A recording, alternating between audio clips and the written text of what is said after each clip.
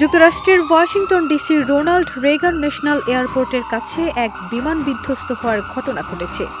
ফলে বিমানবন্দরে সব উড্ডয়ন ও অবতরণ সাময়িকভাবে স্থগিত করা হয়েছে।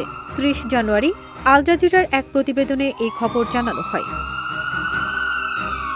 দেশটির কর্মকর্তারা জানান, বুধবার রাতে রিগান ওয়াশিংটন জাতীয় বিমানবন্দরের কাছে আমেরিকান এয়ারলাইন্সের একটি যাত্রীবাহী বিমানের সঙ্গে মার্কিন সেনাবাহিনীর একটি ব্ল্যাক হক হেলিকপ্টারের সংঘর্ষ হয়।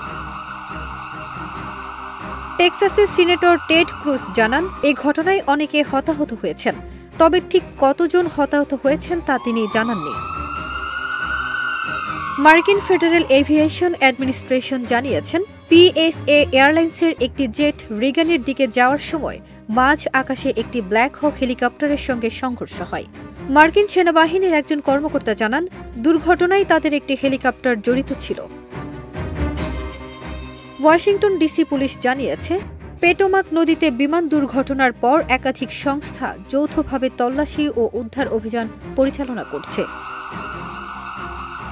এখন পর্যন্ত কর্তৃপক্ষ বিমানের ধরন, আরোহীদের সংখ্যা বা ক্ষয়ক্ষতির বিস্তারিত কোনো তথ্য প্রকাশ করেনি। তবে সিবিএস নিউজ জানিয়েছে, দুর্ঘটনার শিকার আমেরিকার এয়ারলাইন্সের বিমানে ৬০ জন যাত্রী এবং ৪ জন ক্রু সদস্য ছিল। ফারজানা নিকিতা, দেশ রূপান্তর।